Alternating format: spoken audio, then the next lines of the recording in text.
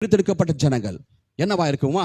பரிசுத்த சந்ததி. அப்ப எங்க சேருகிறோம் என்றால் இன்னொரு பரிசுத்த கூட்டத்தோட தேவனுடைய சபையாய் நாம் என்ன பண்ணுவோமா? கூடுகிறோம். நம்ம ஒருவர் மட்டுமல்ல, சபை. அதுதான் தேவன் சொல்லுகிறார், பரிசுத்த கூட்டம். பரிசுத்த கூட்டமாய் தேவன் நம்மளை அழைத்திருக்கிறாருங்க.